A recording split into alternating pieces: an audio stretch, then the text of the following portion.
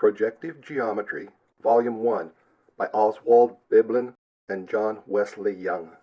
Chapter 3, Projectivities of the Primitive Geometric Forms of 1, 2, and 3 Dimensions. Section 24, The General Theory of Correspondence. Symbolic Treatment. In preparation for a more detailed study of projective and other correspondences, we will now develop certain general ideas applicable to all one-to-one reciprocal correspondences as defined in Chapter 2, Section 13, page 35, and show in particular how these ideas may be conveniently represented in symbolic form. As previously indicated, page 58, we will represent such correspondences in general by the letters of the Greek alphabet as alpha, beta, gamma, ... The totality of elements affected by the correspondences under consideration forms a system which we may denote by S.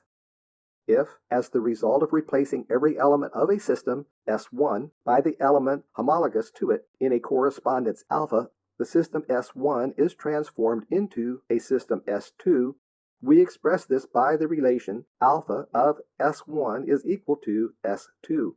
In particular, the element homologous with a given element P is represented by alpha of P. 1. If two correspondences, alpha and beta, are applied successively to a system S1, so that we have alpha of S1 is equal to S2, and beta of S2 is equal to S3, the single correspondence, gamma, which transforms S1 into S3, is called the resultant, or product, of alpha by beta. In symbols, S3 is equal to beta of S2 is equal to beta of alpha of S1 is equal to beta alpha of S1, or more briefly, beta alpha is equal to gamma. And similarly, for a succession of more than two correspondences. Two successions of correspondences, alpha m minus 1, ... alpha 1, and beta q minus 1, ... beta 1, have the same resultant, or their products are equal, provided they transform S into the same S prime. In symbols, from the relation alpha m minus 1, ... alpha 1 of S is equal to beta q minus 1, ... beta 1 of S, follows alpha m minus 1, ... alpha 1 is equal to beta q minus 1, ... beta 1. 3. The correspondence which makes every element of the system correspond to itself is called the identical correspondence, or simply the identity, and it is denoted by the symbol 1. It is then readily seen that for any correspondence alpha, we have the relation alpha 1 is equal to 1 alpha is equal to alpha. For if the correspondence alpha transforms a system S1 into S2, the correspondence which transforms S2 into S1 is called the inverse of alpha, and is represented by alpha to the negative 1 power, i.e., if we have alpha of S1 is equal to S2, then also alpha inverse of S2 is equal to S1. The inverse of alpha is clearly alpha, and we evidently have also the relations alpha inverse is equal to alpha inverse alpha is equal to 1. Conversely, if alpha prime are two correspondences such that we have alpha prime equal to 1, then alpha prime is the inverse of alpha. Evidently, the identity is its own inverse. In this section, we have followed, to a considerable extent, the treatment given by H. Weiner. 5.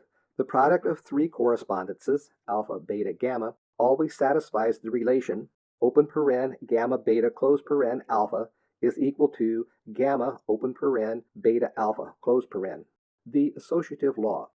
For from the relations alpha of S1 is equal to S2, beta of S2 is equal to S3, gamma of S3 is equal to S4, follows at once beta alpha of S1 is equal to S3, whence gamma of beta alpha of S1 is equal to S4, and also gamma beta of S2 is equal to S4, and hence alpha beta alpha of S1 is equal to S4, which proves the relation in question.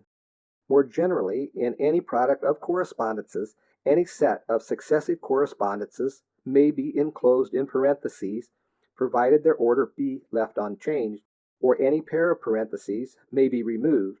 In other words, in a product of correspondences, any set of successive correspondences may be replaced by their resultant, or any correspondence may be replaced by a succession of which the given correspondence is the resultant.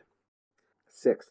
In particular, we may conclude from the above that the inverse of the product mu ... beta alpha is alpha inverse beta inverse ... mu inverse. Since we evidently have the relation mu ... beta alpha alpha inverse beta inverse ... mu inverse is equal to 1, chiefly item 4. 7. Further, it is easy to show that from the relations alpha equal beta and gamma equal delta follows alpha gamma is equal to beta delta and gamma alpha is equal to delta beta. In particular, the relation alpha equals beta may also be written alpha beta inverse is equal to 1, beta inverse alpha is equal to 1, beta alpha inverse is equal to 1, or alpha inverse beta is equal to 1. 8. Two correspondences alpha and beta are said to be commutative if they satisfy the relation beta alpha is equal to alpha beta. 9. If a correspondence alpha is repeated n times, the resultant is written alpha alpha alpha ... equal to alpha to the nth power. A correspondence alpha is said to be of period n if n is the smallest positive integer for which the relation alpha to the nth power is equal to 1 is satisfied. When no such integer exists, the correspondence has no period. When it does exist, the correspondence is said to be periodic or cyclic. 10. The case n equals 2 is of particular importance. A correspondence of period 2 is called involutoric or reflexive. Projective Geometry, Volume 1. This book was written by Oswald Veblen and John Wesley Young. It was published by Blaisdell Publishing Company, London, 1910, and is now in the public domain. It is read by Jim Renholt, with programming and illustration by Jim Renholt, 2019. Thank you for listening.